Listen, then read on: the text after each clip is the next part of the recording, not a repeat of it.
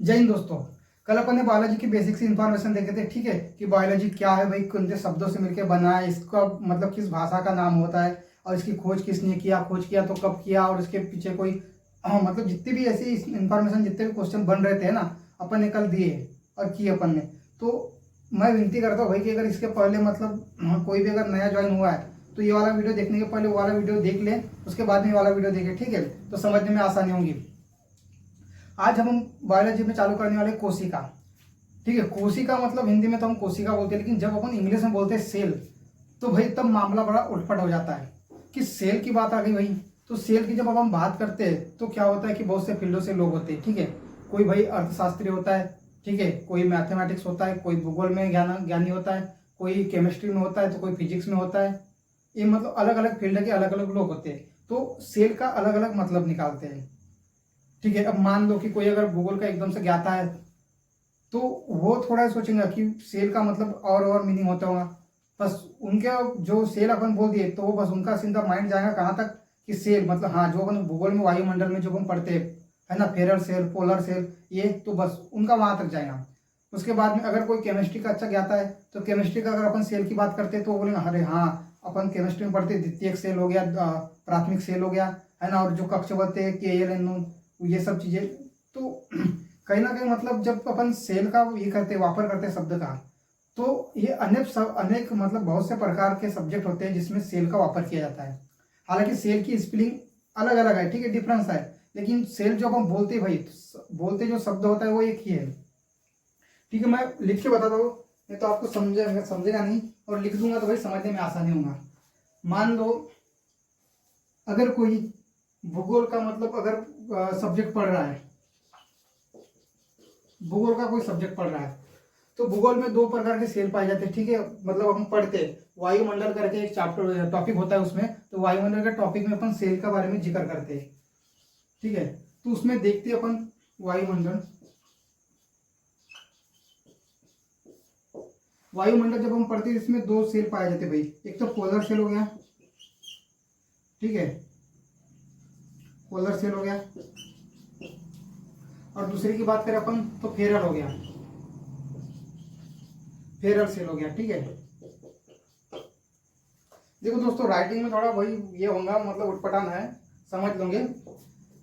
उसके बाद में अगर बात आती है केमिस्ट्री वाले की, है ना, केमिस्ट्री की अगर बात आती है तो केमिस्ट्री में भी अपन दो प्रकार के सेल देखते हैं। तो कौन था, पहला तो प्राथमिक सेल हो गया, प्राथमिक सेल। दूसरा हम द्वितीयक सेल पढ़ते हैं इसमें, द्वितीय सेल, ठीक है। तो प्राथमिक सेल, द्वितीयक सेल, प्राथमिक जो सेल होता है अभी बात ध्यान दो इधर में। प्राथमिक जो सेल होता है, ये जो अपन हाथों की जो घड़ियां पहनते हैं, हाथों की बोलो या दीवार की घड़ियां, मतलब जो भी छोटा सेल जो होता है, छोटा सेल जो अपन, वो किसका उदाहरण है पूछ लेगा तो भाई वो प्राथमिक सेल का उदाहरण, ठीक है।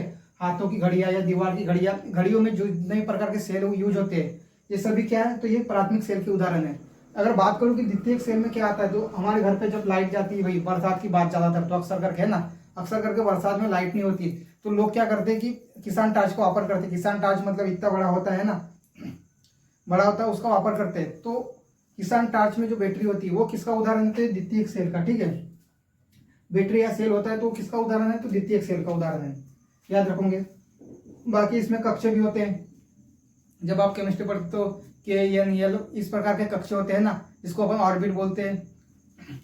आगे बात करो, अगर एक अर्थशास्त्री भी के मतलब सेल का शब्द का यूज करता है भाई, क्योंकि अर्थशास्त्री मतलब इकोनॉमिकल होता है, तो उसमें पैसों की बात आती है, तो उसमें भी सेल शब्द का यूज होता है। उसके बाद में अगर मैं बात करूँ तो मैथ में, अब बोलूँ भैया मैथ में उसका क्या लोचा है, चलो ठीक है, ये तो मानते हैं जी कि जिसमें अगर सेल का उपयोग हो रहा है तो अच्छी बात है। अब मैथ में क्या है भाई, जब अपन मैथ में प्रॉफिट लॉस डिस्काउंट वगैरह ये सब चीजें पढ़ते हैं, बट्टा वगैरह, तो कहीं ना कहीं वहां भी मतलब क्रय मूल्य लिया, विक्रय मूल्य इतने इतने परसेंट का छूट दिया, तो ये सब मतलब इस चीज की सेल किया, उस चीज की सेल किया, तो वहां भी कहीं ना कहीं सेल का वापर होता है। मतलब सेल शब्द का वापर होता है, सेल का नहीं, ठीक है। तो सेल का वहां पे भी वापर हो जाता है। उसके बाद बात करूं तो बायोलॉजी, बायोलॉजी में भी सेल का वापर होता है। और हमको क्या पढ़ना है आज, तो हमको पढ़ना है बायोलॉजी के सेल की बातें, ठीक है। बायोलॉजी का सेल मतलब जिसको अपन क्या बोलते हैं, कोशिका बोलते हैं, अपने को इसके बारे में ही जानना है।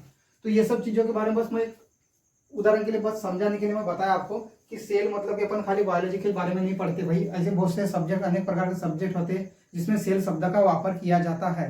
ठीक है, आप इसमें कंफ्यूजन बिल्कुल मत रहोगे। उम्मीद करता हूँ कि समझ गया होगा मैं जो समझाना चाह रहा था। ठीक है, इसको भी मैं हटा देता हूँ, चालू करते अपन इधर उधर की बातें ना करते हुए भी। तो कोशिका, ठीक है, कोशिका जिसको अपन सेल बोलते हैं, मैं लिख देता हूँ, दोनों में लिखता हूँ मैं, कोशिका, कोशिका, ठीक है, सेल। जब इस सेल शब्द में देखता हूँ भाई तो सबसे पहले मेरा जो माइंड में क्वेश्चन आता है कि ये आता है कि जो सेल शब्द है, ठीक है, ये किस भाषा का शब्द है। तो बता दो आपको कि सेल जो है ये लैटिन भाषा का शब्द है। ठीक है, बायोलॉजी जो था वो ग्रीक भाषा का शब्द था। देखो मैं रिपीट कर रहा हूँ फिर से, ठीक है, बायोलॉजी जो था वो ग्रीक भाषा का शब्द था, लेकिन जो सेल है ये एक लैटिन भाषा का शब्द है। लिख देता हूँ मैं साथ बराबर, ठीक है, सेल जो है ये लैटिन भाषा का शब्द है, लैटिन भाषा। साथों साथ अगर आप नोट बना से चलते हैं दोस्तों तो अच्छी बात है, ठीक है, क्योंकि रिकॉर्डेड वीडियो है, ये रिकॉर्डिंग वीडियो है, आप जब चाहे तब रोक सकते हैं, जब चाहे तब चालू कर सकते हैं, चला सकते हैं। तो जब सेल देखो आप, तो सेल मतलब किस भाषा का शब्द है, तो ये लैटिन भाषा का शब्द है। हमारा पहला क्वेश्चन तो यहाँ पे हो जाता है कि सेल जो है भाई लैटिन भाषा का शब्द है।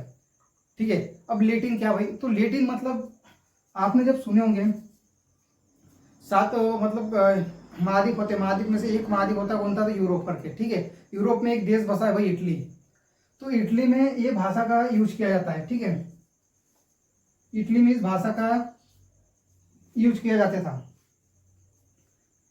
अगर मोटा मोटा मतलब बोलने जाऊँ मैं तो ये भाषा किधर की, तो यूरोप की एक प्रकार से भाषा है जिसको अपन सेल मतलब बोला करते हैं। इसकी परिभाषा की अगर मैं बात करूं तो इसकी परिभाषा का होता है जीवों की वह सबसे छोटी इकाई। ठीक है, जीवों की सबसे छोटी इकाई जो क्रियात्मक प्लस रचनात्मक भी हो, मतलब क्रियात्मक तो हो साथों साथ रचनात्मक भी है, उसको अपन कहते हैं कोशिका।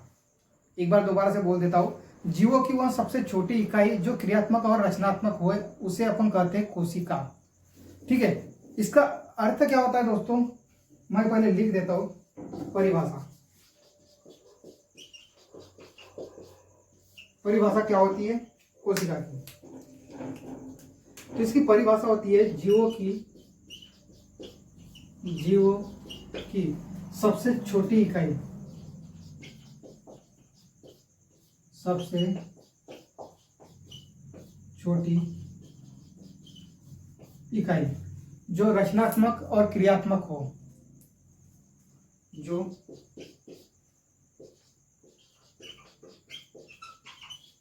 रचनात्मक और क्रियात्मक, जो रचनात्मक और क्रियात्मक है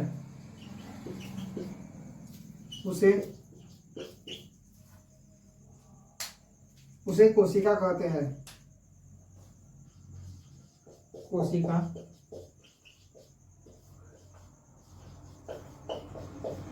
कहते हैं। जीवों की वो सबसे छोटी इकाई जो रचनात्मक और क्रियात्मक है उसे हम कोशिका कहते हैं। ठीक है, समझा यहां तक।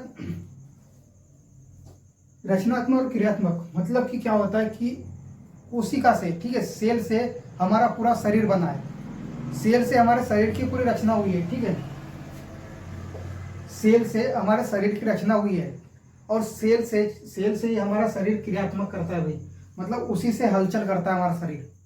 समझा यहाँ तक, सेल के द्वारा शरीर की रचना हुई है और सेल से ही, कोशिकाओं से ही हमारा शरीर क्रिया करता है। ठीक है, और एक बात दोस्तों, लैटिन भाषा, ठीक है, सेल जो है लैटिन भाषा का शब्द है। अगर इसका मैं अर्थ बोलूं तो इसका अर्थ होता है छोटा कमरा, छोटा कमरा। ठीक है, सेल का लैटिन भाषा, सेल को मतलब लैटिन भाषा बोलते, और अगर इसका अर्थ पूछ ले लैटिन भाषा में क्या होता है तो छोटा कमरा, याद रखोगे। ठीक है, सेल का किस भाषा का शब्द है, लैटिन भाषा का, और इसका मतलब क्या होता है, अर्थ क्या होता है, तो छोटा कमरा। इतना समझा। इसके बाद में अगर कोशिका का अध्ययन पूछता है कोशिका का अध्ययन अक्सर करके हर एग्जामों में पूछता है दोस्तों, ठीक है, इसको नजरअंदाज मत कीजिए, इसका अध्ययन पूछता है। कोशिका का अध्ययन क्या कहलाता है, ठीक है, सीधा सीधा क्वेश्चन उठा के पूछ लेता है हर एग्जाम में। तो कोशिका का अध्ययन क्या कहलाता है, कोशिका का अध्ययन कहलाता है साइटोलॉजी, ठीक है, साइटोलॉजी।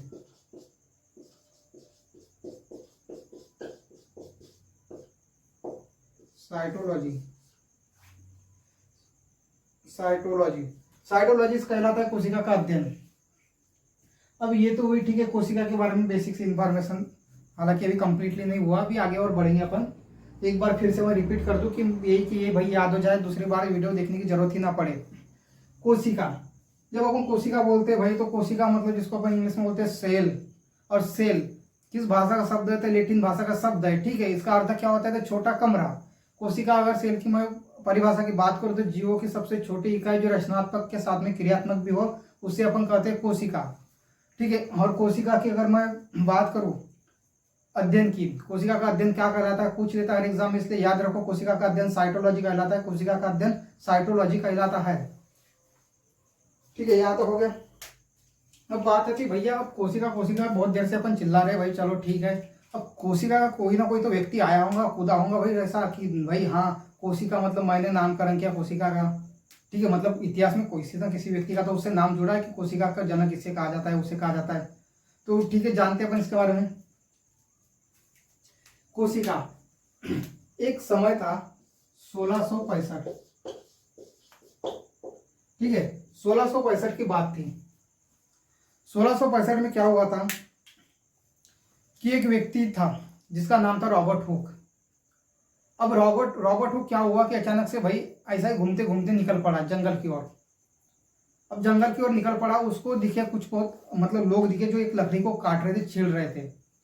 और जिस लकड़ी को छील रहे थे भाई, उसका जो ऊपर का अपन जो लेयर बोलते हैं ना, मतलब पेड़ के ऊपर की छाल जिसे बोलते हैं अपन छाल, तो छाल इतनी मोटी छाल थी। अब इस मतलब मार सका कैसे कैसे क्या पता नहीं, दिमाग चल गया कि इसको लगा नहीं मेरे को जाके मतलब अपने माइक्रोस्कोप से उसको एक बार देखने को होना कि वाकई मैंने किसी और पेड़ की देखा नहीं। तो इस महाशय को लगा नहीं मेरे को सही में जाके उसका मतलब पता करना पड़ेगा कि भाई इसमें क्या है। पकड़ा अपना माइक्रोस्कोप, ठीक है, ये देखो माइक्रोस्कोप स्क्रीन पे दिख रहा होगा, ये उसका माइक्रोस्कोप था, ठीक है, किसका, तो रॉबर्ट हुक का, ठीक है, रॉबर्ट हुक का माइक्रोस्कोप भाई दिख रहा होगा स्क्रीन पे। तो वो माइक्रोस्कोप पकड़ के चले गया। अब माइक्रोस्कोप से खकोरने बैठा भाई वहां पर, मतलब हाथों से खकोरा और फिर माइक्रोस्कोप से देखा उसने, तो उसको कुछ ऐसी चीजें दिखी वहां पे जो भयंकर, मतलब ऐसा ऐसा स्ट्रक्चर, मतलब जेल समान नहीं, क्या ऐसा जेल, ऐसे ऐसे जेल के समान इस प्रकार का था, ऐसे एकदम ऐसा पास पास में इस प्रकार का ऐसा स्ट्रक्चर दिखा उसको। तो उसने देखा अपने माइक्रोस्कोप से, वो बोलता भाई ये बहुत अजीब है, बोलता है मतलब ऐसे कौन से पेड़ की छाल है भाई, तो पेड़ का नाम तो पता नहीं, लेकिन पेड़ की छाल का नाम था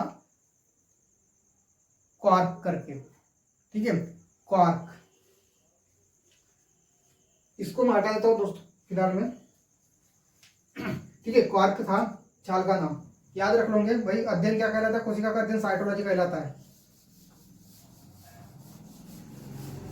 तो क्वार्क था, क्वार्क की छाल थी, ठीक है, क्वार्क की छाल थी, उसमें उसने खकोर के अपने माइक्रोस्कोप से देखा भाई, तो उसको कुछ चीजें दिखी, मतलब कुछ ऐसा मतलब ऐसा इस प्रकार का, इसको ऐसा जेल समान नहीं, क्या जेल के समान कुछ दिखा उसको। और कब की बात है ये, तो 1665 की, ठीक है, 1665 इसी की बात है। अब उसने बाहर निकाला, देखा उसने अपने लैब में ले जाके बाकायदा बढ़िया से बैठा के कुछ बहुत लोगों को देखा, पता किया, फिर पता चला कि ये मतलब उस टाइम में उनने उसका नाम रख दिए थे सेल, वो जो उनको जो प्राप्त हुआ था उसका नाम रखे थे उनने सेल। लेकिन भाई साहब की बदकिस्मती थी, इतनी बेकार थी कि उसने जो खोजा वो मृत निकला, ठीक है, मृत निकला। लेकिन इतिहास में आज भी अगर पूछे कि कोशिका का जनक कौन है, ठीक है, कोशिका का जनक किसे बोलते हैं, तो भाई सीधा सीधा नाम आता है रॉबर्ट हुक। ठीक है, इसको मैं सिस्टमेटिक लिख देता हूँ कि आपको नोट्स बनाने में भाई आसानी जाए। ठीक है, नोट्स बनाने में आसानी जाए इस प्रकार का मैं लिख देता हूँ। कोशिका, ठीक है, यहाँ तक अपन ने देख लिए थे। उसके बाद में अपन ने कहा अपन थे अभी तो रॉबर्ट हुक के तरफ। ठीक है, रॉबर्ट हुक ने क्या किया कि 1665 में एक कॉर्क मतलब एक पेड़ था जिसका छाल का नाम था कॉर्क। उस छाल में भाई उसने खकोर के देखा और अपने माइक्रोस्कोप से वहां पे पता लगाया कि उसको वहां पे कुछ मतलब ऐसा कुछ जेल सामान होता है, जेल सामान ऐसा ऐसा, तो ऐसा कुछ दिखा उसको। उसका नाम रख दिए सेल। ठीक है, उसका नाम रख दिए सेल, जिसको हम पढ़ते हैं कोशिका। तो मैं लिख देता हूँ, नोट्स बनाने में आसानी होगी। रॉबर्ट हुक,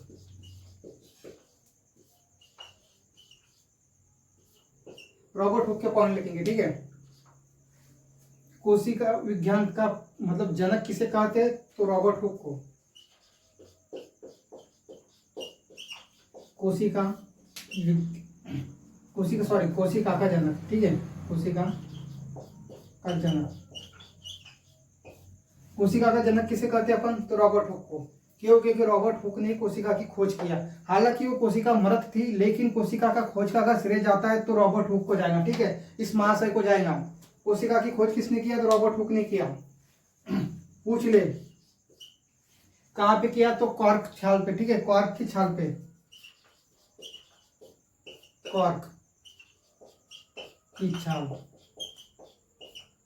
कॉर्क की छाल पे किया। इसके बाद में कब किया पूछ लेंगे तो 1665 ईस्वी में। ठीक है, 1665 ईस्वी में, 1665 में रॉबर्ट हुक ने खोजा भाई।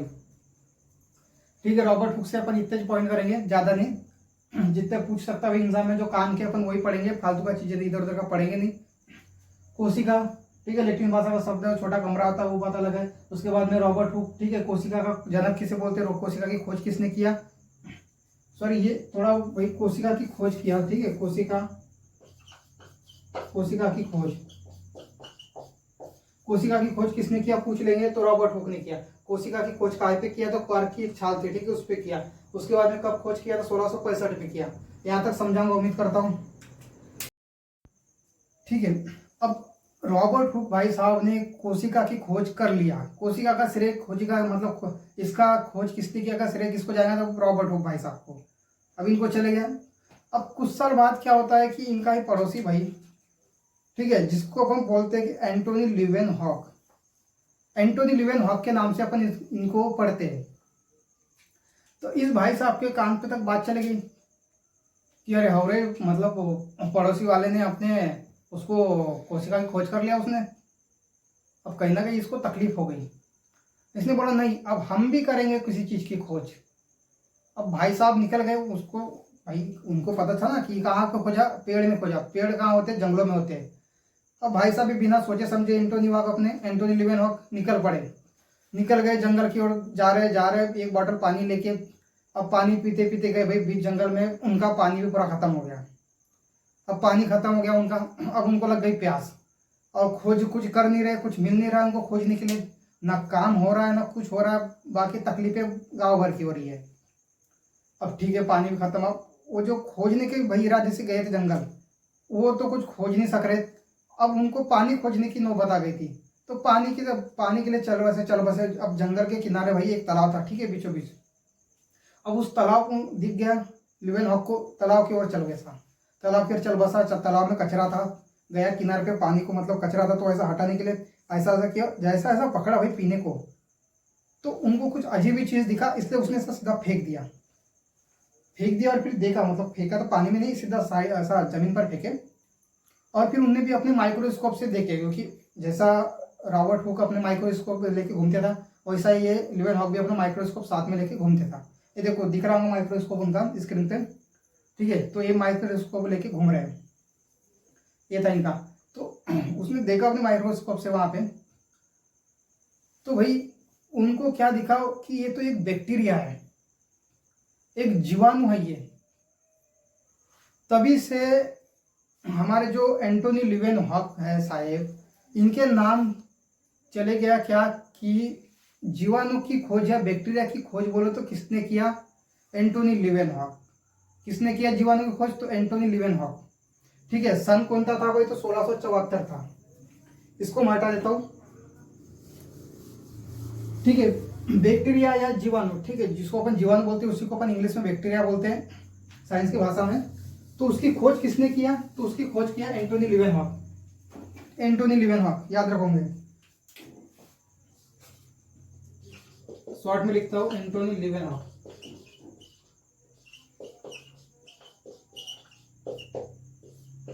एंटोनी लीवेनहॉक, ठीक है। एंटोनी लीवेनहॉक शायद ने क्या किया? तो भाई जीवाणु की खोज किया।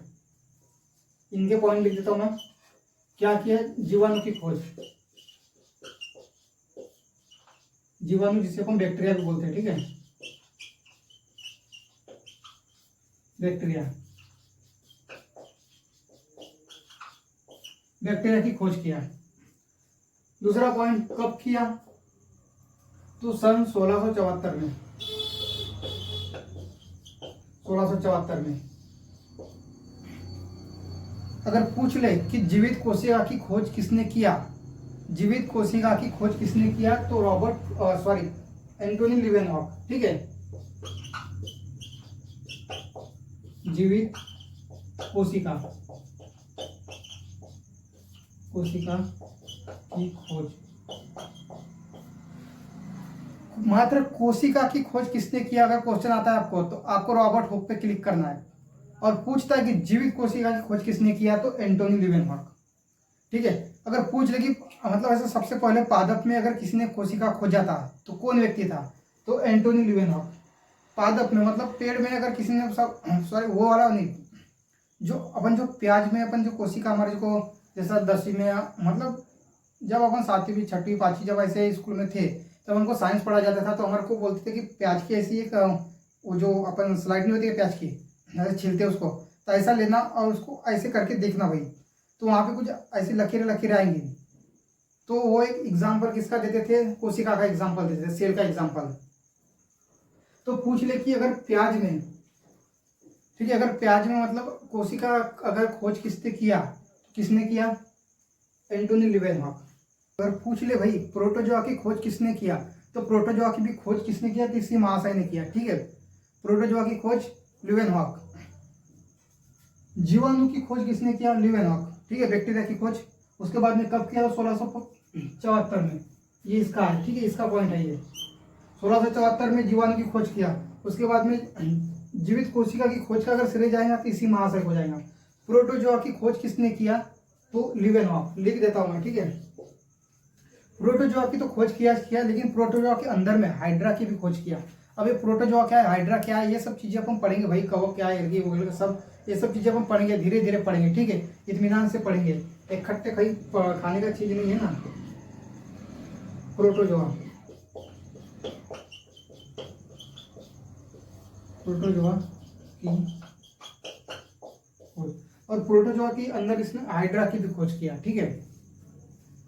उसके बाद में नर युग्मज जो होते हैं उसके अंदर में जो स्पर्म पाया जाता है, शुक्राणु है ना, स्पर्म या शुक्राणु, आप साइंस के स्टूडेंट है तो समझते हैं भाई।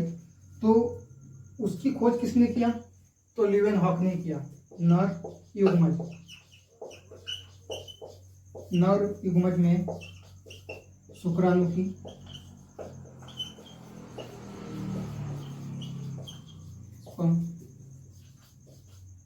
नर युग्मज में शुक्राणु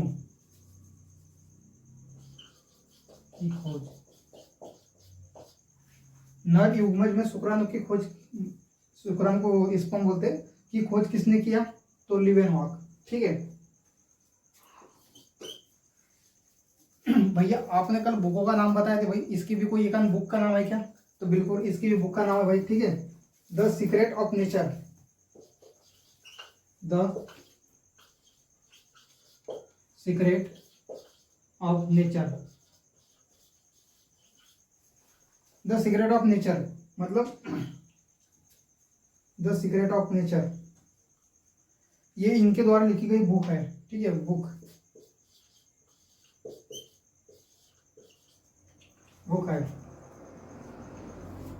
बाकी ल्यूवेनहॉक के पॉइंट समझ लोगे। जीवाणु की खोज किया था भाई, मतलब बैक्टीरिया की खोज किया था 1674 में, ठीक है। जीवित कोशिका की खोज किसका सिरे जाता है, तो ल्यूवेनहॉक को जाता है। प्रोटोजोआ की खोज किसने किया, तो ल्यूवेनहॉक ने किया। और इसी प्रोटोजोआ के अंदर में हाइड्रा की खोज का अगर पूछ लेता है तो ल्यूवेनहॉक का नाम आएगा। नर युग्मज में अगर शुक्राणु की खोज किसने किया, तो ल्यूवेनहॉक ने किया, ठीक है। द सीक्रेट ऑफ नेचर इनके बुक का नाम है। उसके बाद में अब भैया चलो ठीक है, ये तो पर मेरे को नाम से समझ आ रहा है कि ये तो सब विदेशी है भैया। इंडिया वाले को कोई योगदान है क्या नहीं इसमें, कोशिका खोज करता में? तो इंडिया वाले का भी एक व्यक्ति का नाम आता है उभर के, ठीक है, जिसको हम पढ़ते हैं डॉक्टर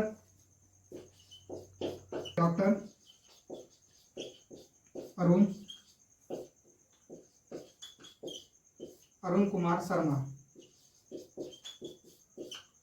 डॉक्टर अरुण कुमार शर्मा, ठीक है। इनको क्या कहते हैं, भारतीय कोशिका के जनक, ठीक है। कोशिका का जनक पूछ ले, कोशिका का अगर जनक पूछ ले तो कोशिका का जनक कौन है, रॉबर्ट हुक। कोशिका का जनक, अगर भारतीय कोशिका का जनक पूछ ले तो कौन है भाई, डॉक्टर अरुण कुमार शर्मा। भारतीय कोशिका का जनक डॉक्टर अरुण कुमार शर्मा। और मात्र अगर पूछ की कोशिका का जनक तो रॉबर्ट हुक। जीवित कोशिका का जनक ल्यूवेनहॉक, जीवित कोशिका का जनक ल्यूवेनहॉक। जीवाणु या बैक्टीरिया की खोज करता है या इसका जनक पूछ ले तो ल्यूवेनहॉक, ठीक है। नर युग्मज में शुक्राणु की खोज किसने किया, मतलब कि पुरुषों में शुक्राणु की खोज किसने किया, तो ल्यूवेनहॉक, ठीक है। प्याज में अगर कोशिका की खोज किसने किया, तो ल्यूवेनहॉक। ये सब चीजें याद रहेगा। एक बार जितना पढ़ा मैं एक बार रिपीट कर देता हूँ पूरा का पूरा। अपने चालू किए थे भाई कोशिका। कोशिका क्या है, कोशिका एक लैटिन भाषा का शब्द है, जिसका लैटिन भाषा का शब्द है जिसका अर्थ होता है छोटा कमरा, ठीक है। इसकी कोशिका की परिभाषा क्या होती है कि जीवों की वह सबसे छोटी इकाई जो रचनात्मक और क्रियात्मक हो उसे अपन कहते हैं कोशिका, ठीक है। उसके बाद में कोशिका का अगर अध्ययन पूछ ले तो साइटोलॉजी, कोशिका का अध्ययन पूछ ले तो साइटोलॉजी। इसके बाद में ल्यूवेनहॉक साहब आए, ठीक है। उसके पहले रॉबर्ट हुक आया। रॉबर्ट हुक ने क्या किया, तो कॉर्क की छाल में भाई अपने माइक्रोस्कोप से देखा 1665 में, और उन्हें एक मृत कोशिका मिली जिसका श्रेय जाता है, कोशिका की खोज का श्रेय किसे जाता है, तो रॉबर्ट हुक को जाता है। उसके बाद में 1674 में एक व्यक्ति आए ल्यूवेनहॉक। इनने जीवित कोशिका की खोज की है, इनने बैक्टीरिया की खोज की है, इनने नर युग्मन मतलब पुरुषों में जो स्पर्म होता है उसकी खोज की है भाई। ये सब चीजें इनके बुक का नाम द सीक्रेट ऑफ नेचर इनके बुक का नाम है। भारतीय अगर कोशिका जनक पूछ ले तो डॉक्टर अरुण कुमार शर्मा। यहाँ तक समझा, ठीक है। अभी किसने किसकी खोज किया, कब कब किया और क्या क्या चीज खोजा और किस किस तरीके से खोजा, ये हमारा यहाँ तक पढ़ के हो गया। अब अपन आते मुख्य बिंदु पे, ठीक है। अब हमारा यहाँ से चालू होगा क्वेश्चन भाई। अब क्वेश्चन की झड़ी लगा देंगे। अब पढ़ेंगे अपन कोशिका अच्छे से। अब अभी तक तो बस अपन एक बेसिक सा देख रहे थे कि इसकी खोज कैसे हुई, क्या हुआ, इसका नामकरण किसने किया, ठीक है, ये सब चीजें। अब जो कोशिका हम बोलते हैं भैया, आपने तो बोल दिए, बड़ी बड़ी फेंक दिए, कोशिका से हमारे शरीर की रचना हुई है, कोशिका से हमारा शरीर क्रिया करता है। तो किस प्रकार हुआ है ये सब, है ना, मतलब थोड़ा समझा के बताओ हमको कि ऐसा आप बोल रहे हैं तो भाई किस आधार पे बोल रहे हैं, किस बेस पे बोल रहे हैं, हमारे को भी थोड़ा समझाओ, हम भी थोड़ा समझ जाएंगे। तो लो भाई देखो, समझो फिर। कोशिका, ठीक है, इसको अपन बोलते हैं सेल। अब ऐसी बहुत सारी कोशिकाएं, ठीक है, ऐसी बहुत सारी अनेक प्रकार की कोशिकाएं, ऐसी अनेक प्रकार की भाई कोशिकाएं, अनेक प्रकार की ऐसे झुंड के झुंड कोशिकाओं का, ऐसी बहुत सारी कोशिकाएं मिलके क्या करती है, तो उत्तक का निर्माण करती है। उत्तक, टिश्यू, ठीक है, टिश्यू जिसको हम बोलते हैं इंग्लिश में। तो बहुत सारी कोशिकाएं मिलकर क्या करती है, उत्तक का निर्माण करती है।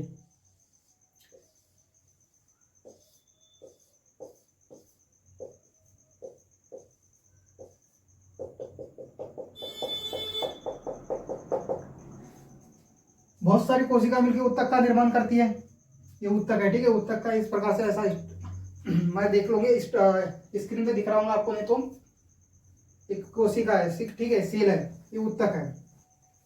तो बहुत सारी कोशिकाएं मिलकर क्या करती है कि उत्तक का निर्माण करती है। और ऐसे ही बहुत सारे ऊतक मिलकर क्या करते हैं, अंगों का निर्माण करते हैं। ऐसे ही बहुत सारे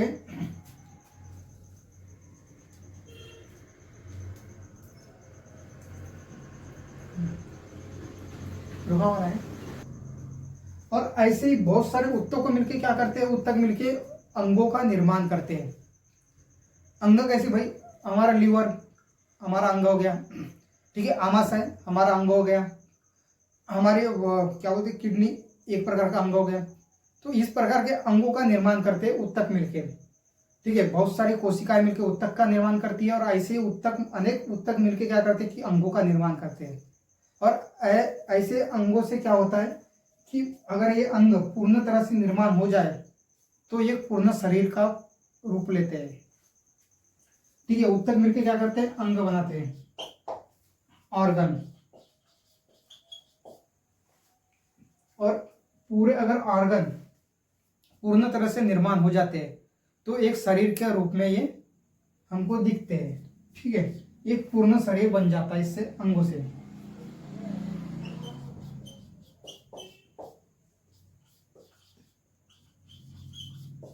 बॉडी एक बार फिर से समझो, बहुत सारी कोशिकाएं मिलकर ऊतक का निर्माण करती है और बहुत सारे ऊतक मिलकर अंगों का निर्माण करते हैं। और जब अंग, बहुत सारे अंग भाई, सभी हमारे शरीर में जितने प्रकार के अंग पाए जाते हैं, अगर ये पूर्ण तरह से निर्माण हो जाए तो एक पूर्ण शरीर का निर्माण होता है, ठीक है। एक शरीर बन जाता है, जिसमें मतलब बॉडी तैयार हो जाती है, पूर्ण तरीके से हमारा शरीर पूरा बन जाता है। तो समझा कि कोशिकाएं किस प्रकार से काम करती है।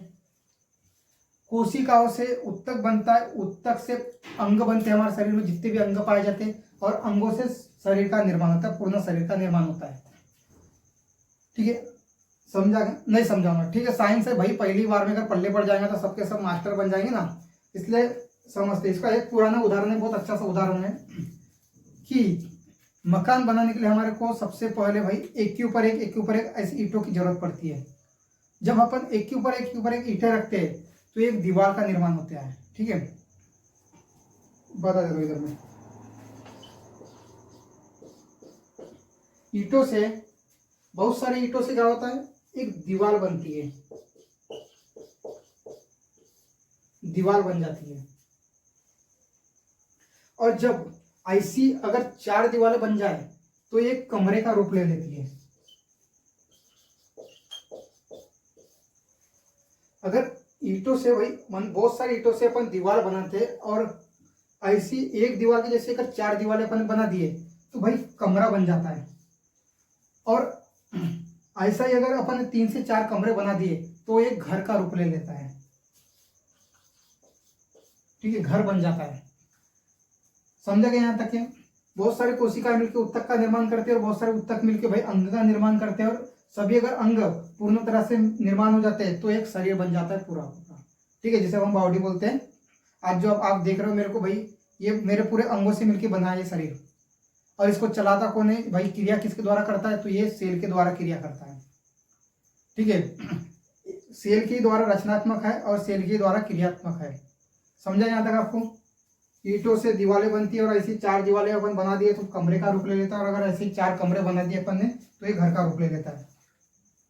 उम्मीद करता हूँ कि आप सबको मैं जितना भी अभी शुरुआत से पढ़ा रहा हूँ, कल और आज का मतलब 2 चैप्टर हमारे हुए इसके, अगर 2 भाग अगर आपने अच्छे से देख लिए होंगे तो समझ गए होंगे कि भाई कोशिका, और इकट्ठे समझ नहीं आता दोस्तों, ठीक है। साइंस है, इतने जल्दी अगर पल्ले पड़ जाएगा तो भाई कोई भी अगर अपने घर पे मास्टर बन जाएगा फिर, ठीक है। बाकी अगर अपन इसका कल करेंगे कि सबसे छोटी कोशिका कौन थी, बड़ी कोशिका कौन थी, किसमें कौन सी कोशिका पाई जाती है, ये सब चीज़ें अपन कल देखेंगे। धन्यवाद।